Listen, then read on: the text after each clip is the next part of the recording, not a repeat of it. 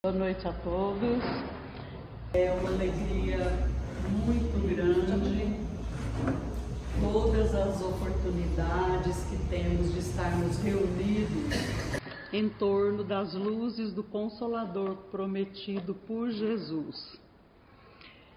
Jesus, segundo a psicografia de Chico Xavier, lá em A Caminho da Luz, ele conta o seguinte, Emmanuel nos conta o seguinte, que houve duas grandes reuniões com os espíritos que coordenam o universo, ele fala, e que a primeira grande reunião nas proximidades da Terra foi quando da formação da Terra, e a segunda reunião foi quando da vinda de Jesus entre nós. A gente ter uma ideia da importância de Jesus em nossas vidas, da importância de Jesus no contexto da formação e do governo da Terra. Jesus está conosco desde a formação da Terra e foram feitas duas reuniões, uma da formação da Terra e a outra quando ele veio entre nós. E Jesus, no contexto espírita, ele tem uma importância, nós diríamos que absoluta, porque ele coordenou toda a codificação. Além de ter coordenado toda a codificação, lá na questão 625, Kardec pergunta para os espíritos que responderam à codificação se nós teríamos um modelo, um guia, alguém para seguir. E a resposta mais curta do Livro dos Espíritos, eles respondem: Jesus. De tal forma era a sua perfeição que o Espírito Divino o animava. E foi Jesus que pediu que honrássemos nosso Pai e nossa Mãe. E quando ele esteve entre nós, e ainda até hoje, muitas de suas passagens são difíceis de compreender sem a chave que explica, que descortina tudo, que é o Espiritismo. E esse trecho de hoje, que é a ingratidão dos laços, a ingratidão dos filhos e os laços de família, deixa claro para nós como que a reencarnação possibilita, não só possibilita, mas fortalece esse pedido de Jesus que honrássemos nosso Pai e nossa Mãe. Nós vamos compreender por quê. Então, lá no capítulo 14, no item 9, nós vamos entender essa questão da ingratidão dos filhos. Aqui tem uma fala de Joan Goethe, né? Ingratidão é uma forma de fraqueza, jamais conheci homem de valor que fosse ingrato. Então começa para a gente pensar por aí. A ingratidão é uma das mazelas morais que praticamente todos carregamos e que viemos na Terra para nos livrarmos dela. É claro que paulatinamente nós vamos nos livrando de todas as dificuldades, né? É uma característica da pessoa ingrata, segundo o dicionário, qualidade de quem não reconhece o bem que lhe foi oferecido, nem a ajuda que lhe foi concedida, é a ausência de gratidão. E família, a gente vai falar de família e ingratidão, é um grupo de pessoas que, possuindo relação de parentesco, habitam o mesmo lugar. Então, lá no Evangelho, está escrito o seguinte, que é o que se faz, que é o que se vê nesse outro mundo, que a todos nos espera. Dizem que jamais voltou de lá alguém para nos dar informações. Nós ouvimos muito isso, mesmo no meio espírita. Agora, o Espiritismo nos traz fatos. Nós costumamos refletir juntando todas as coisas que os Espíritos falam, e eles falam inúmeras vezes que o Espiritismo não é uma ideia, não é uma hipótese, não é uma teoria. São fatos irrefutáveis. São nossos irmãos, nossos entes queridos que se foram e voltam para nos relatar. Então não é uma ideia. E se nós buscarmos no início, lá no germe, nos pródromos de todo o pensamento religioso, em todas as épocas, por toda a face da Terra, nós vamos perceber indícios da certeza da reencarnação desse pensamento. E aí Kardec fala o seguinte, que é erro dizer isso daí, porque a missão do Espiritismo consiste exatamente em nos esclarecer acerca desse futuro, em fazer com que até certo ponto toquemos com o dedo e o penetremos com o olhar, não mais pelo raciocínio, mas pelos fatos. Isso é uma dádiva, gente. Então, isso que Kardec fala que é uma realidade, né? Além de termos toda a literatura espírita à nossa disposição, com inúmeros fatos comprovando a veracidade da reencarnação, de que a vida continua, nós temos também atualmente, a época de Kardec, desde antes de Kardec, mas atualmente ainda muitas pesquisas fora do âmbito espírita comprovando essa realidade. Então, se nós não temos essa convicção ainda, nós precisamos investigar, estudar mais e adquirirmos essa convicção. A reencarnação, a imortalidade, a continuidade da vida não é uma suposição, é um fato.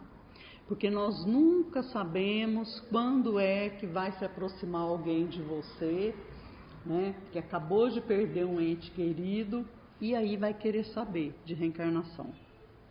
Por enquanto a pessoa não aceita, não consegue, mas quando perde um ente querido, ela se aproxima de nós e nos pergunta, como é que é essa história mesmo, né?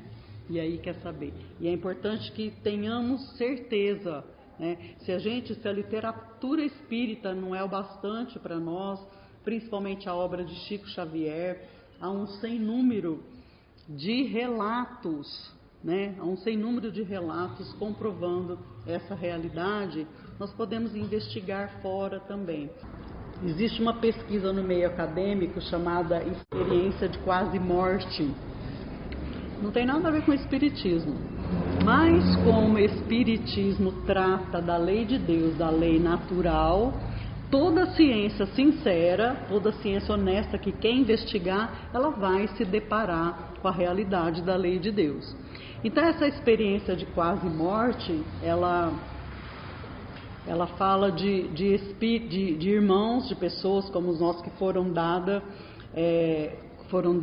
como mortas, como se tivesse desencarnado, né?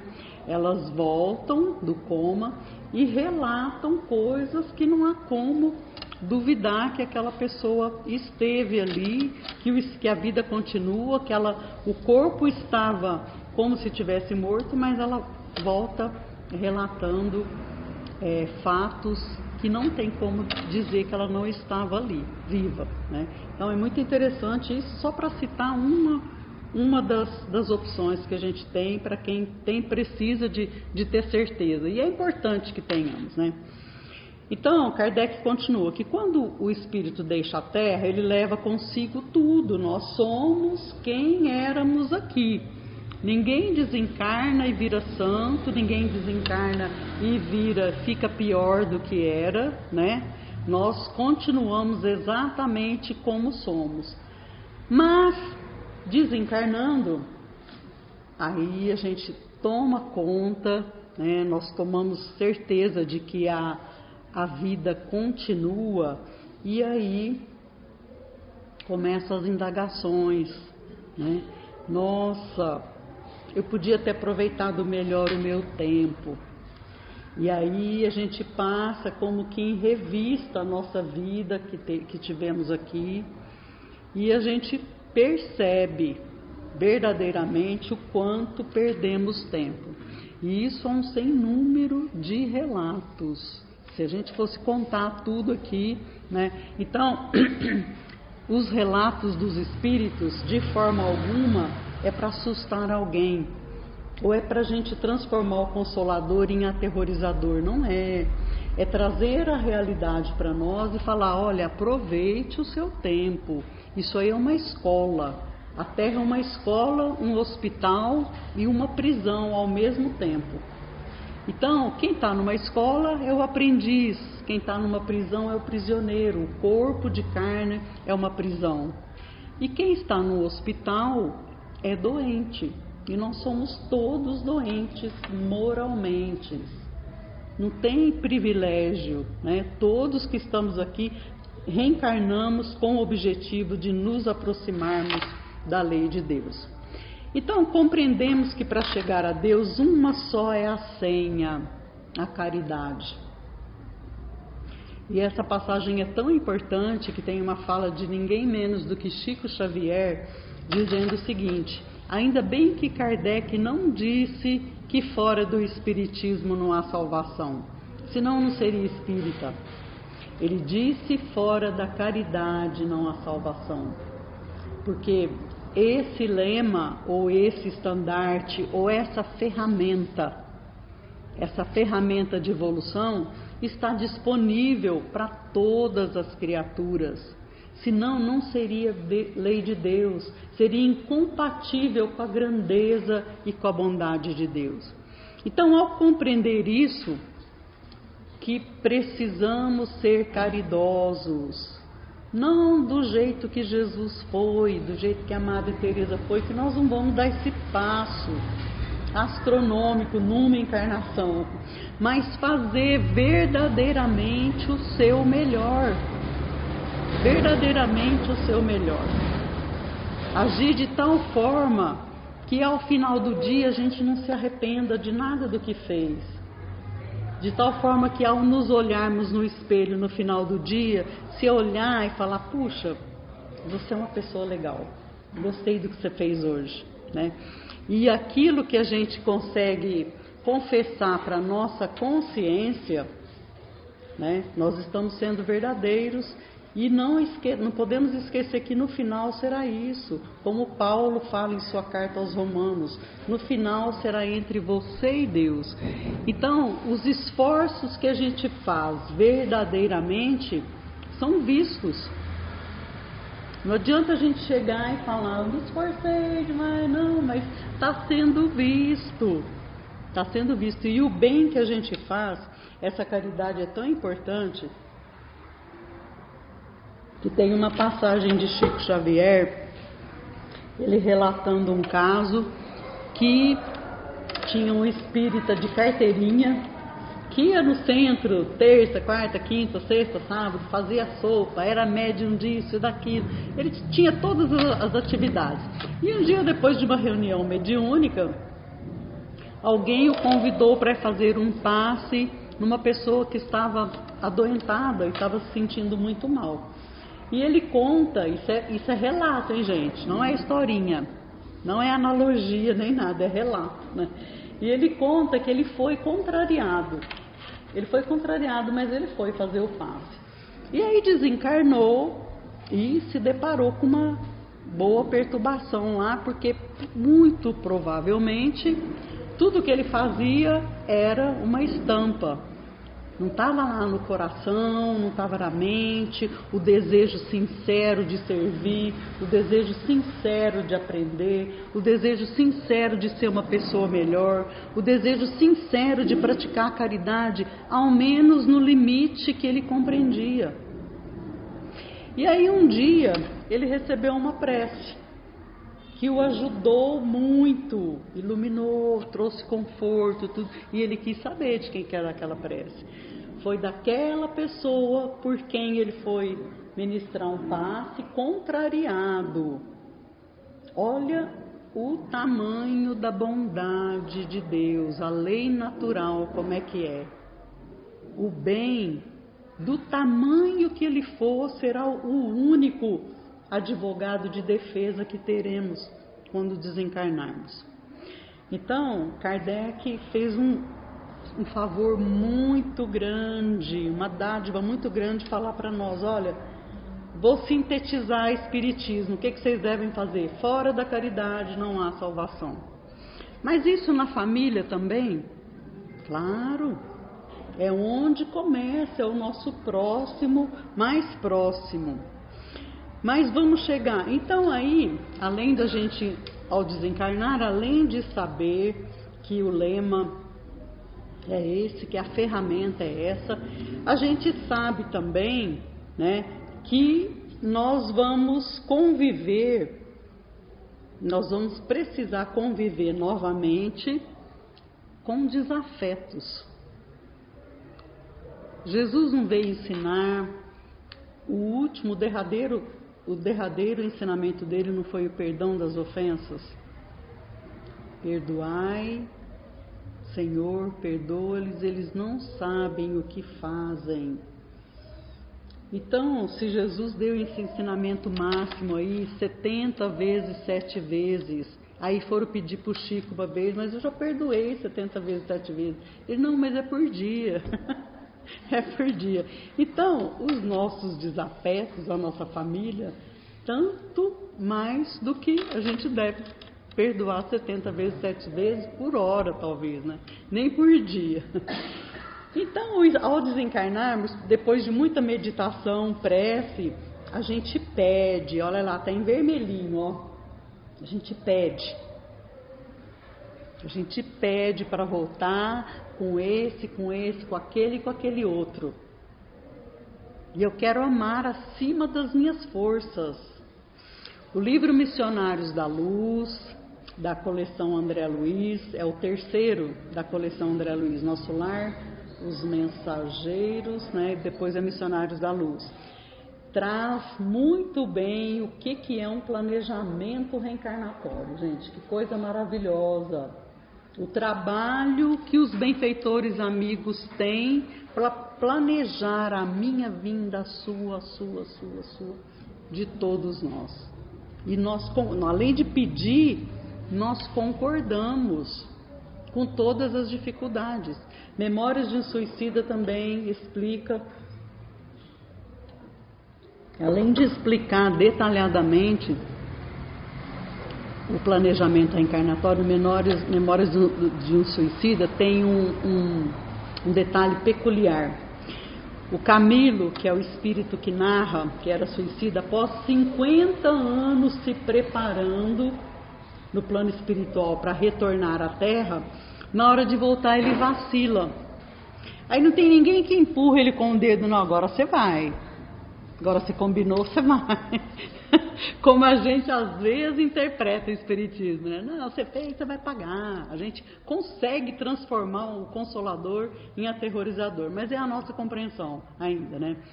Não, ninguém falou para ele, agora você vai, você preparou, você tomou a nossa atenção, o nosso tempo aqui por 50 anos, agora você vai, né? Ô, meu irmão, você não está pronto? Então, você pode esperar um pouco, calma. E assim é Deus. Se esse irmão benfeitor fez isso lá, imagine o amor de Deus com todas as suas criaturas. Então, de forma definitiva, gente, o Espiritismo acaba com esse temor a Deus. Temor não, Deus é infinitamente amor. A gente não consegue mensurar a grandeza do amor de Deus. Então, e Ele quer somente a nossa felicidade. Então, aí o que acontece? O incessante contato com seres a quem odiou constitui prova terrível. Aí a gente reencarna, a gente pede uma família, né? E a gente pede para vir aquelas pessoas que você magoou muito no passado. E essa convivência é difícil, naturalmente difícil. E aí, será que nós vamos sucumbir? Acontece que junto das nossas resoluções, sempre que decidimos, não, eu vou ser melhor hoje do que ontem, eu vou me aproximar de Deus, eu vou cumprir o meu planejamento reencarnatório, eu quero crescer, eu quero servir, né? todas as vezes que você toma essa decisão, há um zilhão de benfeitores te encorajando, não é só o seu anjo de guarda, não. Porque aí o nosso pensamento sintoniza com o bem todo. E nós sentimos um fortalecimento. Só que a decisão de eu vou persistir, eu vou amar, eu vou perdoar, tem que ser minha. Eles não resolvem para mim, eles estão assistindo, lamentam os nossos equívocos, todas as vezes que a gente ameaça desistir, eles sofrem, lamentam, né? Mas a decisão tem que ser nossa. Lá na questão 132, Kardec pergunta qual o objetivo da encarnação dos espíritos. E a resposta é isso, ó, Deus lhes impõe a encarnação com o fim de fazê-los chegar à perfeição. Todos nós viemos com o mesmo objetivo. Ninguém reencarna para fazer o mal para ninguém.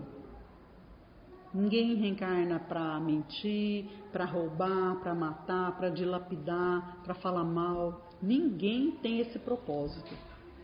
Se nós estamos com esse comportamento aqui, pode duvidar, pode saber que você está saindo fora do trilho que você planejou. Olha tanto que é fácil. O Espiritismo serve à mesa, né? E fala, isso é bom, isso não é, isso aqui te vai dar dor de barriga, isso aqui vai te fazer dormir bem. É muito claro, está muito mastigado, né? Aí, olha, aí chegamos na família, né? Tudo diz respeito à nossa família, porque a mudança que nós promovemos em nós mesmos, ela se reflete primeiro na nossa família. É o nosso próximo mais próximo, né? Então, para nós pais, a cada pai e a cada mãe, perguntar a Deus, que fizeste do filho confiado à vossa guarda? Detalhe, filho de Deus. A gente usa o pronome possessivo com uma força, né? O meu filho, meu neto, tudo meu. Tudo filho de Deus. Temporariamente junto de nós, com o mesmo esforço para se aproximar da lei de Deus que todos precisamos ter, né? Então, Kardec continua, é muito grande isso daqui, eu estou de olho no relógio ali, mas ele diz o seguinte: mãe, abraçai o filho que vos dá desgostos e dizei convosco mesmas, um de nós dois é culpado. Fazei-vos merecedoras dos gozos divinos que Deus conjugou à maternidade, ensinando aos vossos filhos que eles estão na terra para se aperfeiçoar, amar e bendizer.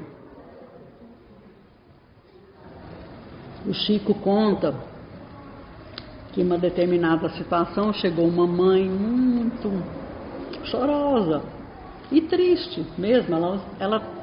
Ela se queixou para ele que ela havia se esforçado a vida inteira, que o filho se desviara e que ela já tinha feito tudo que ela podia fazer por ele.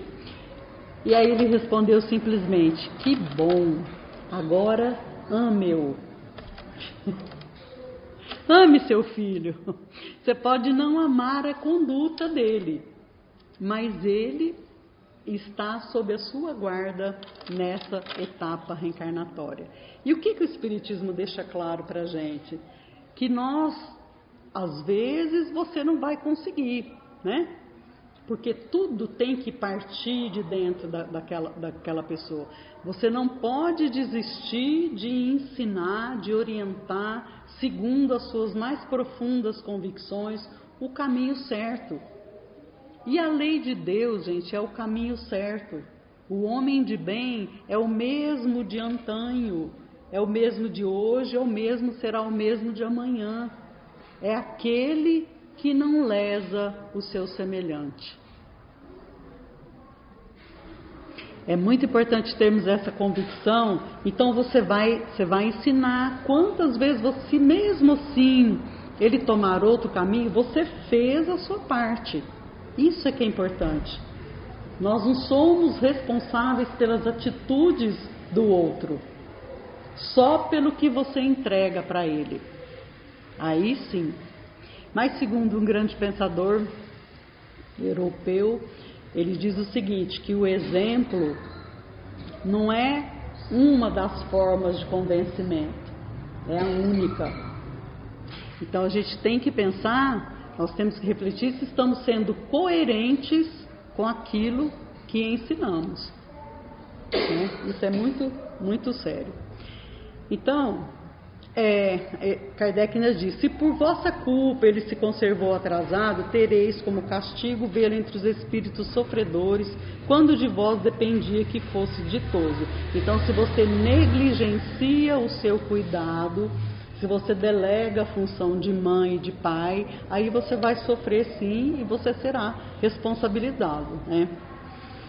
Então, muitos dentre vós, ele diz, em vez de eliminar por meio da educação os maus princípios inatos de existências anteriores, entretêm e desenvolvem esses princípios por uma culposa fraqueza ou por descuido, e mais tarde o vosso coração ulcerado pela ingratidão dos vossos filhos, será para vós já nessa vida um começo de expiação. Então, se negligenciarmos, né? Eu lembro que uma vez eu fui numa palestra de uma psicopedagoga na escola das minhas filhas, era tudo pequenininha, agora já tem neto do tamanho, ao tempo que faz isso, né? Eu lembro que ela disse o seguinte, que ela tinha ido numa festinha do menino de 3 aninhos, e que ela falou assim para ele, nossa, mas a sua roupa tá linda. Ele, pá, na canela dela. Aí ela falou assim, no meu tempo, no tempo de muitos de vocês aqui, a gente levava essa criança lá para dentro, conversava com ele e ele nunca mais ia chutar a canela de ninguém. Mas aí diz que a mãe falou assim, ah, filhinho, ela não fez por mal falar que a sua roupa é linda. Inverteu, né? Então isso é uma psicopedagoga, eu achei interessante, ela se chamava Tânia Zaguri, se não me engano, né? Mas infelizmente a gente distorce as coisas assim e acha que está amando, né? O amor é pôr limites, é direcionar. Você está vendo os maus princípios inatos de existências anteriores, você tem que... A infância está aqui, nós trouxemos uma questão, qual que é a utilidade de passar pelo estado da infância. Olha como o Espiritismo ajuda. Os Espíritos falam o seguinte, encarnando com o objetivo de se aperfeiçoar, o espírito durante esse período é mais acessível às impressões que recebe. Antes dos 7 anos, parece que é a época mais fácil, né? É mais acessível às impressões que recebe, capazes de lhe auxiliarem o adiantamento, para o que devem contribuir os incumbidos de educá-lo. Questão 383 do Livro dos Espíritos. Tal o dever que Deus impôs aos pais, missão sagrada de que terão que dar contas. Será que a gente consegue imaginar Deus perguntando, o que você fez do meu filho? Oh meu Deus, né? O que você fez do meu filho? Não é nosso. Temporariamente está conosco para amarmos acima de tudo, como o Chico falou. Faça tudo o que for possível. Faça tudo o que for possível sempre. E não sofra com o comportamento que não foi você que ensinou e que você não deu exemplo. Ore por ele, né? A hora sempre vai chegar. Então a ingratidão, a princípio a gente parece que separa a família, né? Mas dá continuidade. Porque na maior parte das vezes como é que a gente não ama uma criança, né? Em tenra idade. Então, naturalmente, Deus oferece a maternidade, a paternidade, que a gente já começa a amar sem saber quem que está ali. Com a graça dele, nós temos o esquecimento do passado. Então, é meio caminho andado. Então, naturalmente, nós estaremos agregando mais um elo nessa teia imensa da nossa família universal e da nossa família espiritual também, né? Isso é por isso que Deus inventou, Ele inventa tudo muito bem, né? A família, o pai, a mãe, como que é importante a gente receber pequenininho. Aí é muito mais fácil, né? Então ele já resolve o problema para a gente de imediato. Então, quando os pais hão feito tudo o que devem pelo adiantamento moral dos seus filhos, se não alcançam êxito, não têm que se inculpar a si mesmos. A amargura muito natural, então, lhes advém da improdutividade de seus esforços. Deus reserva grande e imensa consolação na certeza de que se trata apenas de um retardamento, uma etapa. E a gente ter certeza que toda plantinha também, você pode não perceber o florescer dela no momento, mas a sementinha está plantada. Você nunca desistiu de mostrar, de falar o caminho, principalmente de falar da lei de Deus. O parâmetro é a lei de Deus. Evangelizar diz respeito a tudo. Porque se nós não partirmos da certeza da existência de Deus, de que somos uma grande família universal, viemos de um mesmo Criador, estamos todos destinados à evolução, à felicidade. Se nós não tivermos essa convicção, fica tudo meio perdido, né? Se não acreditarmos na imortalidade, as interrogações, a Terra é pequena para o tamanho delas, né? Então, com a graça de Deus, nós temos a oportunidade de receber as informações dos Espíritos de Luz, patenteando para nós a realidade da lei.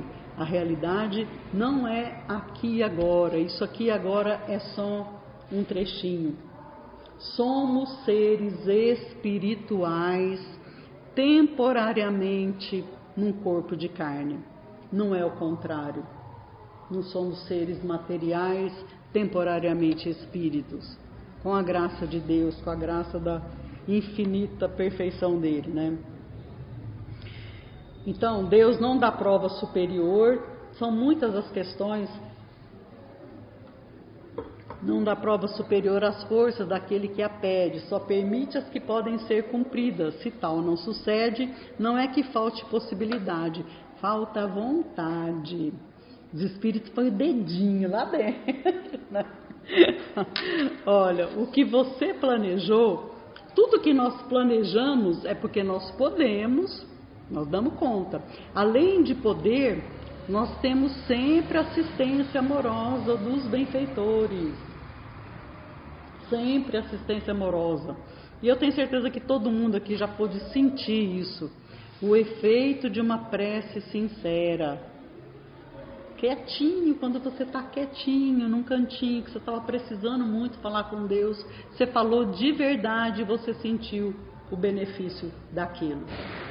Né? Então, além da gente ter Deus do nosso lado, nós temos uma legião amando dele, uma legião de espíritos. Toda a espiritualidade de luz fortalece, nós nos fortalecemos, né? Com os nossos pensamentos bons, mas nós nos conectamos com essas energias puras e boas da espiritualidade superior e somos alavancados. Então, a gente não deve duvidar em nenhum momento dessa ajuda que temos.